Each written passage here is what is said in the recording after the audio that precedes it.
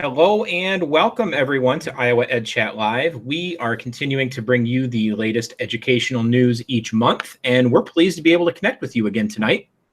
We have a very special guest. Peter Dewitt is joining us, and we're welcoming Peter back to the chat, and he's going to be introduced in just a couple of minutes.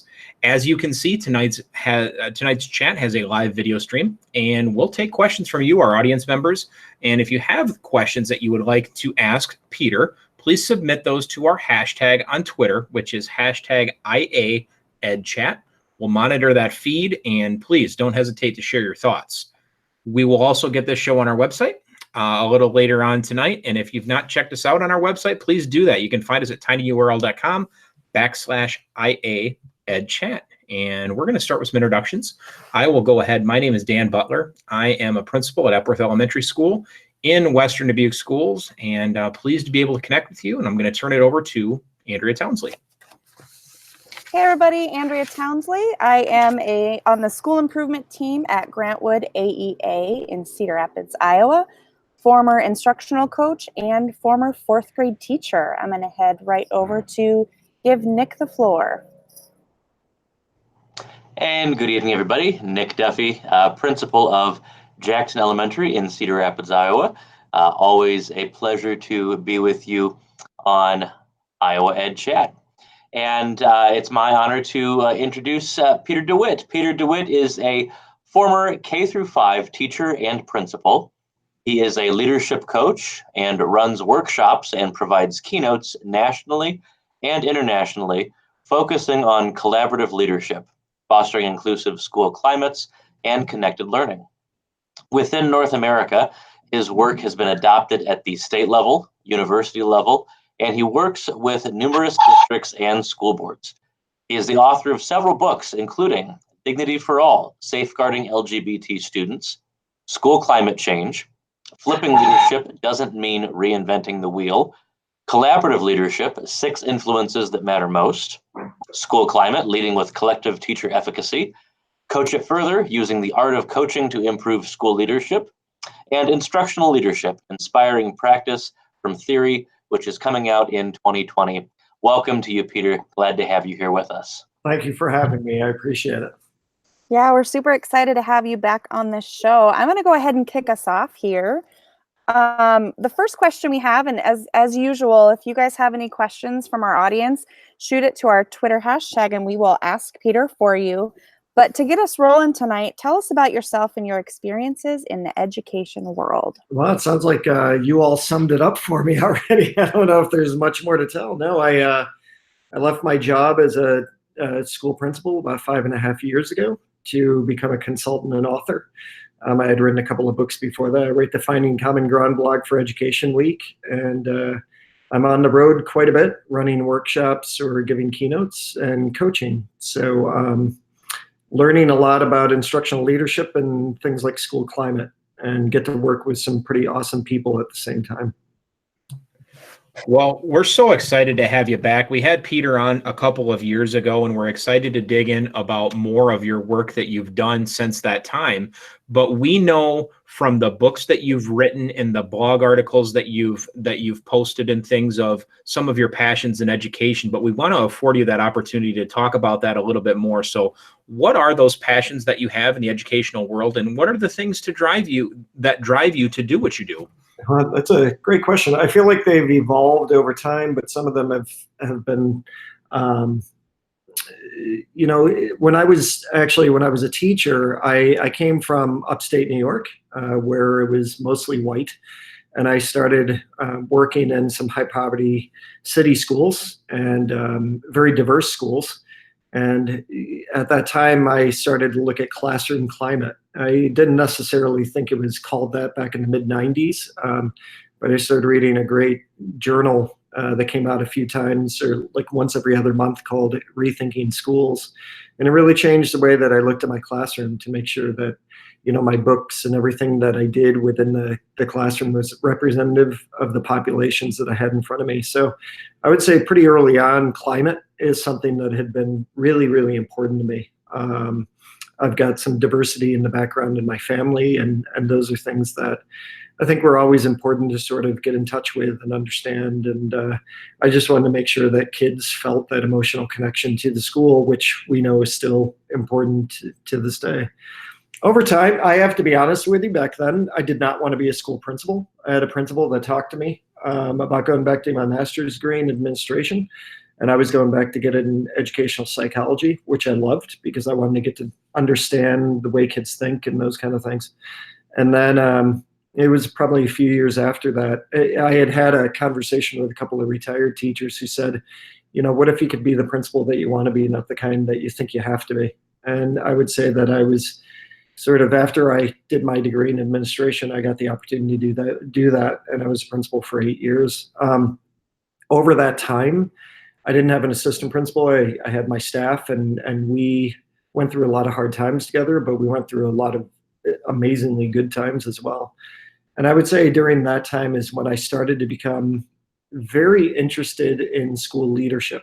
It was mostly, to be honest, I wanted to get better at what I was doing. And I took a really great class in my administration degree called Critical Issues. And it was the first class and one of the only classes I ever took that we just used to go in and we would have to read a few articles from Ed Week. And that was far before I ever knew that I would be writing for them. But I always find those critical issues to be something that was really important. How could we as leaders do a better job with those? So I would say that's when my interest in school leadership started to evolve. And over the past, 7 years, or 8 years that I've been writing for Ed Week, I started to delve more into school leadership, instructional leadership, collaborative leadership, all those, kind of buzzwords that were out there.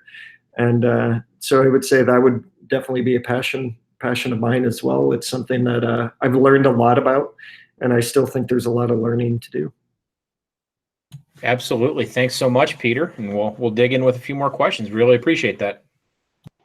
Perfect. So Peter, you've worn many hats in education as a teacher, a principal, and now a speaker, a writer, and coach. What is it that keeps you grounded?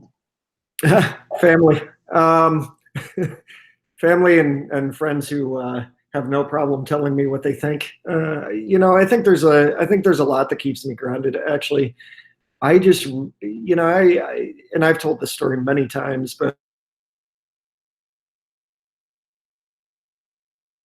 actually, I graduated fourth from last in my class, and I bounced around from a couple of community colleges before I started to figure things out. And I think that's a piece that I guess will always keep me centered when you've had the experience sometimes of being on the outside looking in, or you've been told that, maybe you wouldn't get any further than a 2-year school. I think some of those experiences sort of help drive you. But at the same time, I have a very close family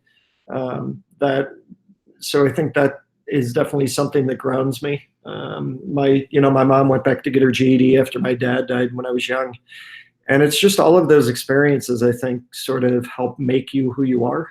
And it's important to always kind of keep those in mind. I guess that's where I always come from when I enter into any workshop or any coaching experience or anything like that. It's, it's sort of just trying to figure it out and see how we can make a better experience for kids and teachers and school leaders as well. When I was writing the blog for Ed Week, I got myself into some political issues just because of the fact that I was very outspoken in New York State. And I think that there were many that supported me during that experience. But at the same time, there were many that, a lot of leaders who were sort of talking about the same things behind closed doors, but they wouldn't talk about it out in the open. And I think when you sort of find yourself in that lonely period, that helps ground you as well. You learn what to do when you learn what to do when you're saying things that may not be so popular to other people around you. Excellent. Thank you so much. So we're going to switch gears a little bit and talk about culture and climate for the next couple of questions. You've published 2 books focused on climate and culture: School Climate Change and School Climate: Leading with Collective Efficacy. So culture and climate are vitally important in today's schools. Can you give us some insight about these hot topics? Yeah, like I said, it was something that I was very interested in when I was teaching, in a classroom teacher. And then I became a principal in a school where it was majority, it was about 99.5% white.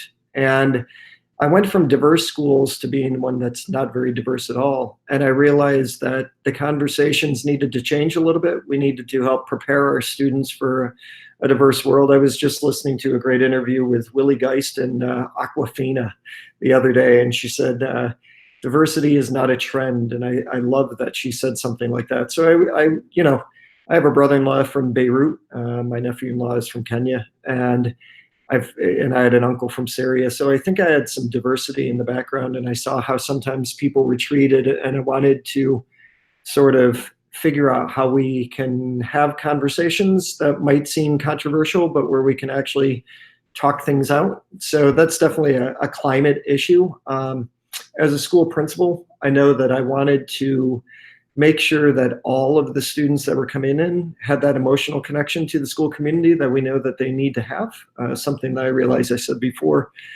And I had been pretty early on in the maybe late 2010, early 2011, started to do a lot of work with ASCD. Sean Slade runs our Hold Out initiative, and he and I ended up writing a book on the first school climate book that I did, which was for ASCD. And it's just to me a very fascinating topic. I did my doctoral research in how well school administrators in New York State safeguard LGBT students. And I did it because I knew that in a couple of years down the line, there was going to be a law called the Dignity for All Students Act. And there were supposed to be specific safeguards in place in schools that protected students who were bullied based on sexual orientation, gender expression, gender, race, and religion as well. And what I found is that when I was trying to do my doctoral research, I got turned down by a lot of schools. A lot of school leaders did not want me doing surveys with the teachers. And what I found is they didn't want me in there because they weren't doing anything around marginalized populations. And so that really opened my eyes to realizing that not everybody wants to talk about what they deem to be controversial topics. And the problem is when we don't talk about it, we don't get any clarity around it, and we sort of keep our biases and whatever else to ourselves, when in fact I'd rather be able to talk about it. And I guess that's where the climate interest comes for me. And I definitely got into that more in the school climate leading with collective efficacy, because I kept really looking at the research around collective efficacy to be able to say, even if you're a leader that doesn't feel confident talking about those issues, surround yourself with people who do, because that ultimately will create a better situation for kids where we can actually talk about these issues that they're going to face anyway. And maybe we'll be better equipped to do something about them. So, Peter, you've talked about climate and culture, and we're going to allow you the opportunity just to dig a little bit deeper into this. So why do you believe that culture and climate are such an issue in today's schools? Now, you've talked about that in your experiences and your research interest and how that kind of sparked, but we'll allow you to go a little deeper in that. So why do you believe that culture and climate are such an issue in the schools? And then what gets in the way of success with that? Yeah, I think so. Climate for me has always been sort of how you feel when you go into school, the day-to-day interactions, we're going to have a great day kind of stuff. I even feel like climate sometimes is how we talk at faculty meetings, but culture is really how we talk about that same issue in the parking lot, those closed conversations. I heard a really great example. There was an article written a few years ago. Steve Gunart, I believe is the name of the author, and he said something about, culture is this thing where Mondays are bad, Fridays are good. And I think those two play out very well in the school. We walk in and we're wide-eyed and we're going to have a great day. But, you start to get, as the honeymoon gets over, culture is what starts to stand in the way. We don't do that here because we've never done it that way. And those kind of famous statements that have always been a problem. they become really huge roadblocks, because when culture is such a deep issue that it prevents people from even wanting to talk about innovations or wanting to talk about, the marginalized populations that I was talking about before, because they will say they already know that culture is a barrier. So it's sad to me, because I've heard so many schools that say things like all means all. And that's a climate kind of thing to say, all means all. But a culture kind of thing is the fact that that's not at all the experience that students are having. Another person that helps me understand that a great deal is Russ Qualia. And Russ has done a great deal of work in student voice. And he does this really interesting survey with hundreds of thousands of teachers and students, where he asked teachers the questions about student voice, and then he asked students in those schools the same exact questions. And the student experience was vastly different from the teacher experience. And I feel like that's a climate culture kind of thing that happens as well. So I hope that answers a little bit of what you're saying. I think to your question about how is it a barrier from student success, or how is it a barrier from success? It becomes this almost imaginary roadblock that people just say, I'm not even going to go down that road because I know I'm going to get told no anyway. So sometimes it's a roadblock because we see, new teachers who come in and want to do these amazing things, and they work with other people or a principal that will say, stop doing those things. You're making everybody else look bad.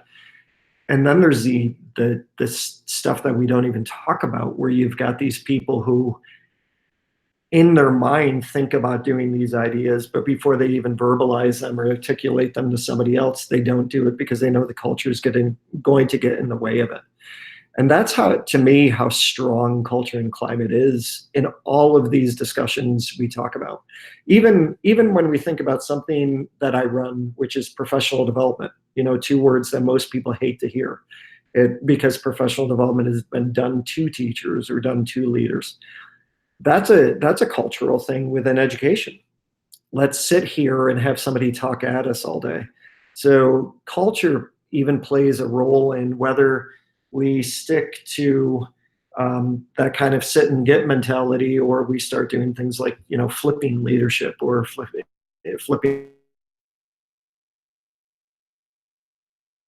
Definitely part in most everything that we do in education. Great explanation, and that is, that's what we were looking for with that, is just your thoughts on that and how that invisible force of culture directs and somewhat dictates behavior in schools. So thank you for going there. Appreciate it. Yeah. One thing I want to add to that too is I do a lot of leadership coaching, and last week I wrote a blog about, is it worthwhile to actually do leadership team coaching, because that's something I do quite a bit of as well. And it's actually an interesting piece right now for me, and I think culture has a lot to do with it, because leaders walk into a position and they're handed the keys, and they're not always given coaching. It's not always an opportunity for them. So when they see a blog about it, they gravitate to it and say, I would love to do it. And then when I've done surveys on it, they always come back and say, but it's not offered as an opportunity for me. And I think that culturally in education, I think we need to be able to have those kind of conversations about things like coaching, because what we know about the research with self-efficacy and collective efficacy is that none of us, including me, have confidence in every single part of our job. And sometimes coaching is something that can help us gain that confidence.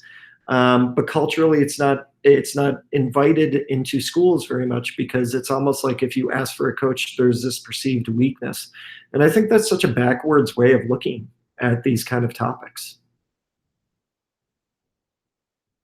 Perfect. Thank you for adding that. Yep. Sorry, go ahead, Dan. Well, no, I was just going to say that makes a whole lot of sense. That makes a whole lot of sense what you're saying, Peter. All right. So Collaborative Leadership is the title of a book that you wrote in 2016. which focuses on 6 of John Hattie's influences on learning. Can you speak to a few of these influences for us? Yeah, it really came from the fact that I was doing visible learning trainings for John, and I had a lot of leaders who were asking me, like, where do we start? Where do we start? And because I was at first, when I started working with John, I was in a leave of absence. I still had that building leader mentality, and I started looking at what would be the best places to start. So instructional leadership is one of them. Now, I called it collaborative leadership because I also talked about things like family engagement, how we work together. That was the umbrella of collaboration. But I started to focus specifically on instructional leadership because instructional leadership is really just about our focus on learning. And a lot of leaders didn't feel like they could do that because they had so many management things or accountability mandates, all that kind of stuff that I dealt with in New York State. But at the time, it was very good timing on my part because, which I'm not always known for, but John had just released a lot of the information and research he had shared with me on collective efficacy. And I just saw, and still do, see that as such a powerful topic to be able to talk about. So that was one of them. I looked at things like feedback and assessment capable learners. And what ultimately happened is I knew I was sort of onto something because I've presented to empty rooms, at different conferences. So in about 9 months before the book came out, I presented on collaborative leadership, 6 influences that matter most, and it was in London at a conference, and it was a packed room. And I thought, wow, I'm onto something. And as time went on, same thing. And still, it's 3 years later, and I just have a ton of people that are very interested in how to go deeper with things like instructional leadership. I had somebody in one of the I think it was District Administrator magazines, I think, just looked at collaborative leadership and wrote a like feedback on it or whatever, a review of the book. And although the person liked most of it, they said it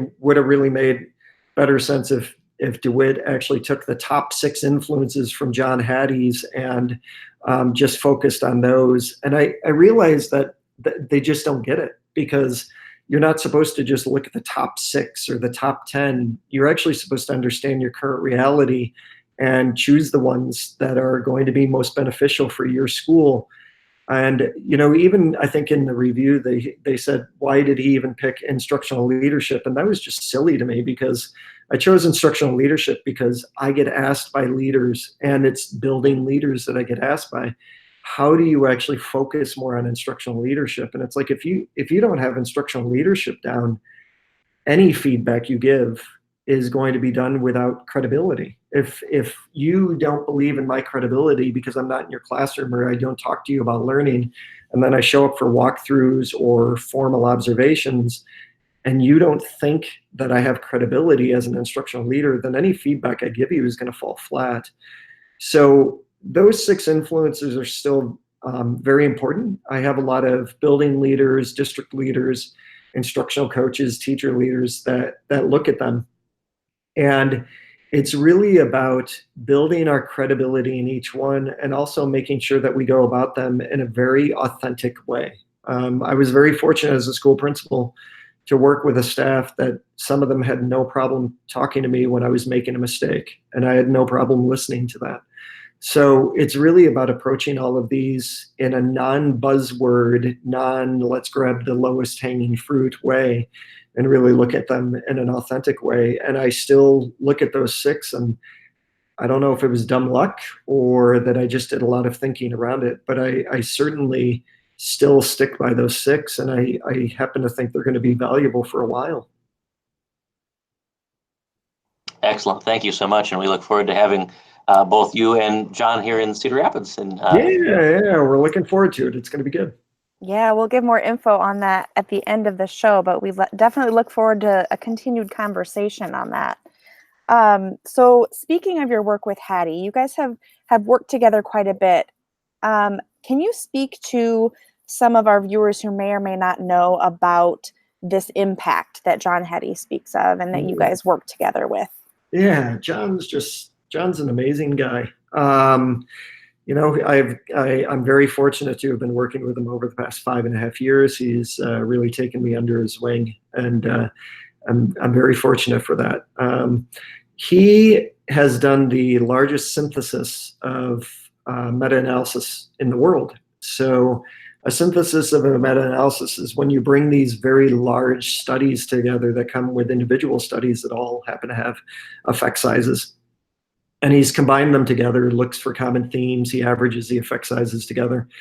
And at first, in 2009, he had what we refer to as a white book come out, and that had 138 influences on learning. So those things that we were just talking about, like feedback or instructional leadership or, assessment capable learners, those are considered influences on learning. A few years later, he had 150, then he moved up to about 195, and now he's at 251. And he no longer ranks them from 1 to 251. He actually categorizes them by things like teacher engagement or student engagement or, school community, those kind of things, which I think is great. That's evolved over time because he's listened to feedback from others. He's out of the University of Melbourne in Australia. His work has come from developed countries from all over the world. John spent about 10 years in the States in North Carolina. He was in Toronto at the university for a while. So he's been all over, and what I like about his research is it's constantly changing. It's constantly evolving. What I also like is the fact that he takes a lot of feedback. He has a lot of people that criticize his work for sure. And he definitely listens to those criticisms and responds to it as well. So I've learned a lot from him, from not just the research standpoint, but also from the human being standpoint, which I think is important. Great. Thank you for that overview. Yeah. So Peter, your most recent piece that was released in 2018 is called Coach It Further. And tell us about the art of coaching and how that improves school leadership and your experiences with that. Yeah, I trained instructional coaches with Jim Knight for the first couple of years that I was out of the building role. I left, or I was not able to continue that work about 3 years ago because of collaborative leadership, but I still talk to Jim. I'm actually going to be talking to him this week. I started, it was a few years ago, I started getting asked from school districts to help coach their school leaders. And so it was something that I was doing. It was part of the work that I was doing.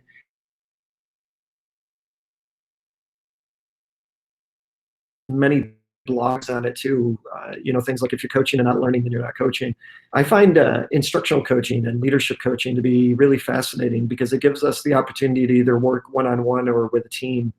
So I ended up writing Coach It Further because of my coaching experiences that I was having. I thought there were specific details to school leadership, mostly focusing on instructional leadership, that I kept getting asked to do. That's where a lot of my work comes from. It's what's the repeat work? What are people asking to go deeper with? Those kind of things. And I think it's my response. But I also wanted to do it in a very unique way than maybe that is your typical education book. I actually wrote a narrative story with characters. So the story is about a school principal who is just hired as a school principal from another district where he was an assistant principal. Didn't have a great experience as an AP because his principal didn't really allow him to go into classrooms, did more discipline stuff. And he wanted to be the different principal, but when he showed up and he had 2 assistant principals that he was going to be working with, he dealt with a culture and a climate that were pretty difficult. So we talk about, collective efficacy, but how do you build collective efficacy when you've got people who are resistant to the process? How do you build a great administrative team where you even have collective leadership efficacy there when you find out one of your assistant principals actually interviewed for the same job and didn't get it? So they don't want you to be successful. So I took on all of those issues that I always talk about, and I made it a narrative story. I even added in, including the cover of the book, some interesting topics that I think we have to focus more on in leadership, which is women in leadership. The coach that he has is a female. His superintendent's a female. His assistant principal, one of them, is a female. And I even wanted to weave in some of those issues because that's something that I find myself talking about quite a bit, believe it or not, because I wrote some blogs a few years ago, all K-12 women or K-12 educator, 18 women K-12 educators need to know, and where all the women in leadership. So what I wanted to do with the book was take this whole idea of how to be instructional leaders, how to coach people through that process. I started to talk about things like being open to coaching, which is, if we're going to coach, we have to make sure there's an opportunity. We have to make sure there's purpose. We have to make sure there's an expectation for all of us who are involved in coaching. And we have to talk about the next steps that people are going to do together. And I tried to weave all of those in together into a narrative story about the real stuff that happens in schools. I added in I wanted to focus on the open part and the instructional leadership part with coaching, because I think that some leaders want direct coaching around instructional leadership. Like, how do I do it? Where do I start? That kind of stuff. So I tackled those kind of topics, but I also tackled it from a coaching aspect, because what I find is that there are coaches that don't necessarily work on coaching cycles. They have coaching conversations. They might meet up with a teacher or a leader every once in a while, but I wanted to talk about how do you make this process one that we can stick to, and that's where the open part came in as well. So it was a really interesting book for me to read because it was a narrative style book. I was actually very inspired by Patrick Lencioni's book, 5 Dysfunctions of a Team, where he's a character. So yeah, I hope that answered your question, Dan. As you know, it's 9:30 here, and it's about a half an hour past my bedtime. So I hope that was a coherent answer for what you're looking for. It's great. It's great. So can I ask you to just a little off the script? What would that look like in a school? So I'm open. I'm an elementary principal. I'm open to coaching. I'm open to some leadership coaching to make sure that I am leading instructionally, managerially, as much as effective as I can. What would, for you in your pie in the sky vision, what would that look like, Peter? Yeah, I don't know if it's a pie in the sky. I think it's more along the lines of, so I coach 13 school principals out in California. So I'm out there 1 week per month. 2 different school districts, very high needs, gang population in one, next to a maximum security prison in the other. They taught me a lot. I would go in and have this sort of philosophy that we're all supposed to be instructional leaders. And then I had a few of them, high school, that would say, hey, listen, I would love to be an instructional leader, but I don't know if I have the time to do it. And we started really focusing in on like 1 hour a day. Where is 1 hour that you have a slice? What about your faculty meetings? What do they look like? Do you talk about learning? What do your walkthroughs look like? It's great. I go out there. I was just out there last week, actually. I go out there and as soon as I get there, there are many of the principals that say, okay, can we start our walkthroughs? And we do a walkthrough for an hour out of the 2 hours that I'm meeting with them. So for me, it is supposed to be very individualized depending on the needs of the person I'm working with. Last week I was out there because I'm starting to evolve with one school district where I'm actually going to coach their leadership teams. So 3 middle schools, 3 high schools, and all of the principals have assistant principals. So I'm actually going to be coaching their teams. We actually went through the program logic model last week where they've developed their needs. They understand where their needs are when it comes to learning. And where I'm going to coach them is through the impact that they actually want to be able to have. That's very John Hattie. John's always talking about, can you collect evidence of impact? Like, how do we know that what we're doing is working? And I realize that's a question I didn't totally answer from the question before, but John is all about, how do we know that what we're doing is working? And so when I'm going to be out there 1 week per month, it's going to be meeting with these leadership teams. It's going to be sitting with them. We'll do walkthroughs together. We'll talk about the walkthrough process. And it's really about dependent on their needs. And my job as the leadership coach is to make sure that we can spend time talking about other stuff, but we have to spend a majority of our time talking about what we defined as our goal last week when we were together. So for some, it's actually that they're not happy with their walkthrough process. They realize that they've done walkthroughs, and walkthroughs are done to teachers, not done with them. For other people, it was they want to build collective efficacy because they're a new leadership team working with teachers, and they want to start to build this climate that focuses on learning and collective efficacy and trusting one another and challenging each other's thinking. So when I show up, obviously there's work that's done in between where we email back and forth because I'm on the East Coast, they're on the West Coast.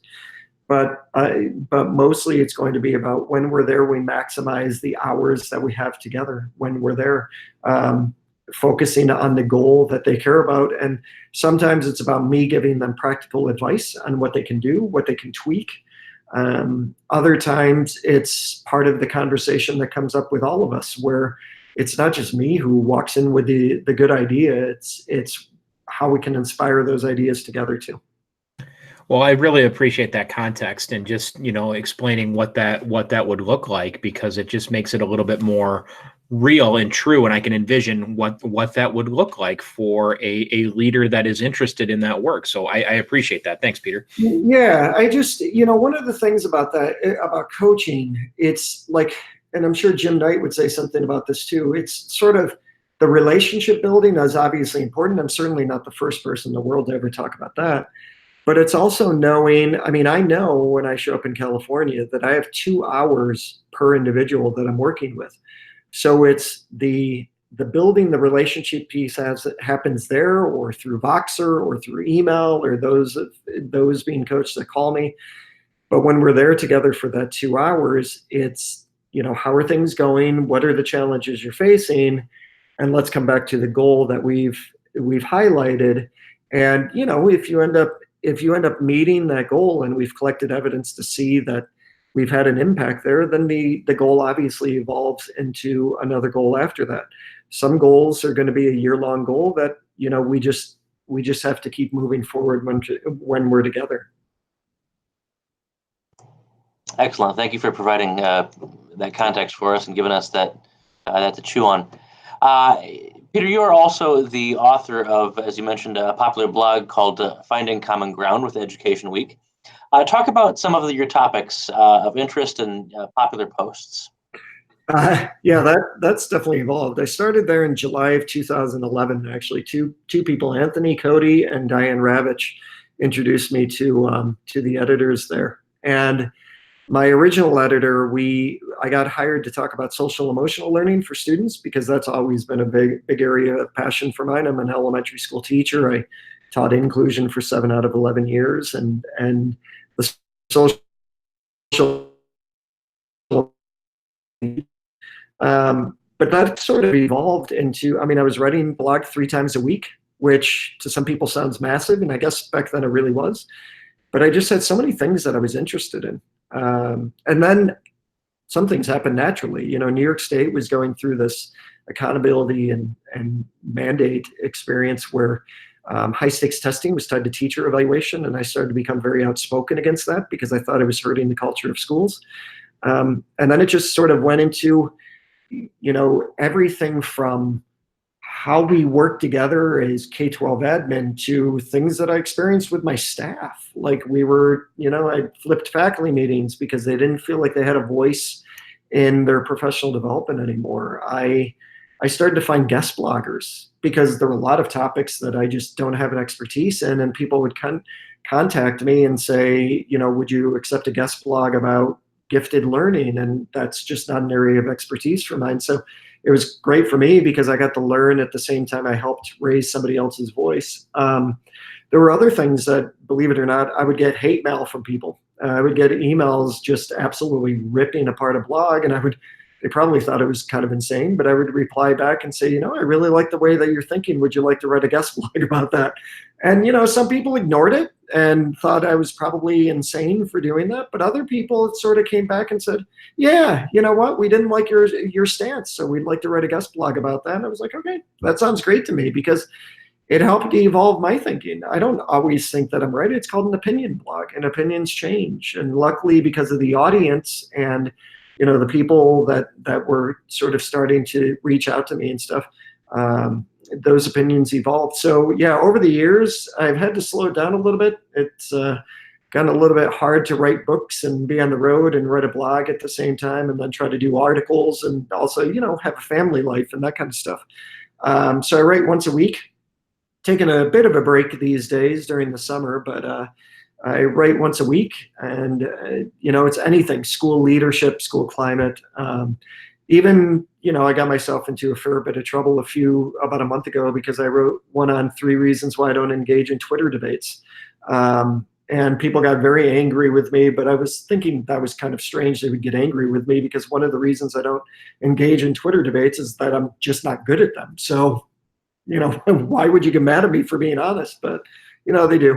So just, anything, the social media stuff. And what I've also loved is that everyone from students to parents to teachers and building administrators or district administrators to people like John Hattie and Michael Folan and Vivian Robinson and all these great leadership people have written guest blogs for me. And that's kind of an awesome experience for me, because I think I learned something from pretty much every single one of those that I publish. And there's a great way to click around on your blog too, with the topics that you have all organized nicely. So you can go right to your blog, and if you want to look on collective efficacy or school climate, it's super easy. So we've linked in the blog a few times on the hashtag, so definitely go and check that out. So Peter, we've talked a ton about a variety of topics for educators. So let's switch gears a little bit. So what do you feel are the most high leverage skills that we can continue to teach students to ensure that they become the best versions of themselves? Something that I've been focusing on a lot is student engagement. So I have a book on instructional leadership coming out in January. And I really wanted to break down what instructional leadership looks like. And a couple of things that I looked at are instructional strategies, because in John's research and the research of many others, there are specific strategies that help acquire surface to deep to transfer level learning. But one of the things that I looked at, and it was somebody I was talking to quite a bit. Her name is Julie Stern, and she does a lot of great research around conceptual understanding. And so she sent me 2 of her books. One's for secondary, one's for elementary. And I loved reading it. And one of the things that I started to look at is, and I promise I'm answering your question. I swear I'm answering your question at the same time. But one of the things that I looked at was, what do leaders need to know when they go into classrooms? How can they be a part of an educational conversation with teachers? And talking about standards, I think obviously that can be important, but standards change. And I started to look at the knowledge dimensions. So conceptual understanding, procedural knowledge, conceptual knowledge, metacognitive knowledge, and factual knowledge.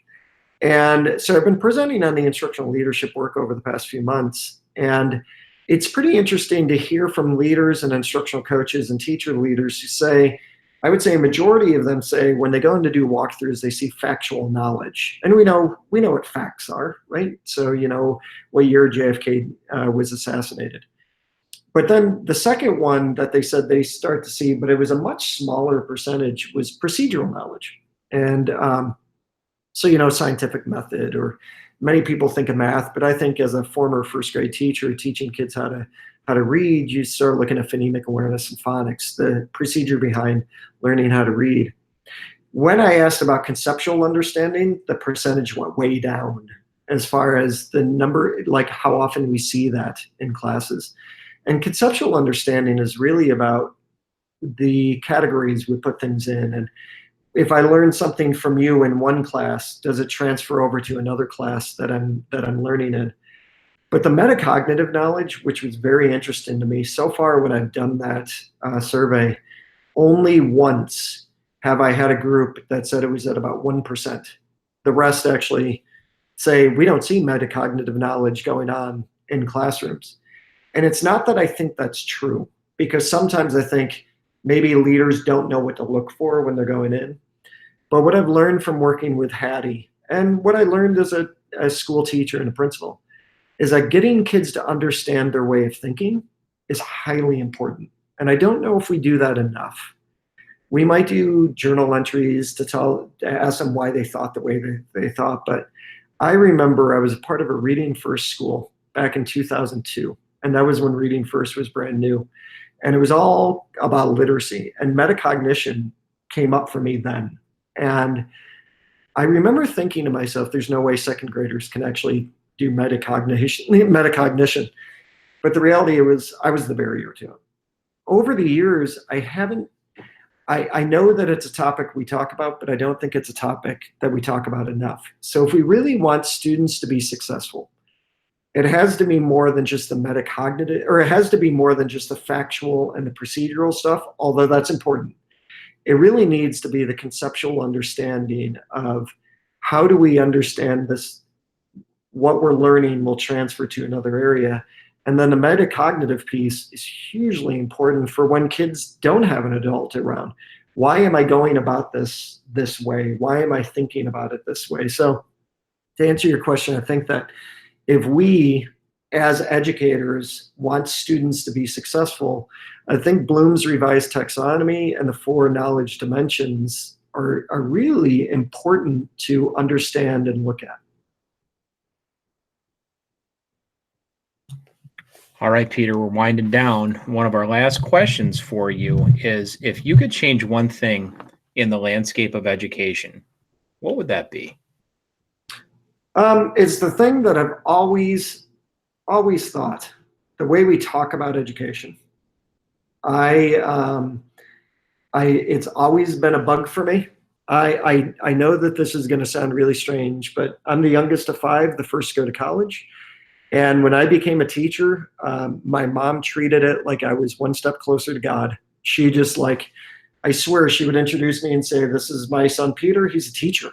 And there was this huge sense of pride. And when I became a principal, he was even more so. It was like, he runs a school. I'm like, well, teachers run the school. I just happen to be the guy in the office. What I found is that I have a family that has this enormous respect for education. But what I soon found out is that that's just not the case, and I'm in a state where back when I was a principal, the commissioner of education, the governor of New York State, did not speak kindly about education. And I think that we bash it and bash it and bash it over again. And we're finding now that fewer people are actually getting into education, and we're in a lot of trouble. We don't treat education with the respect that we should. And what ultimately happens is that we've got teachers and leaders that might not even respect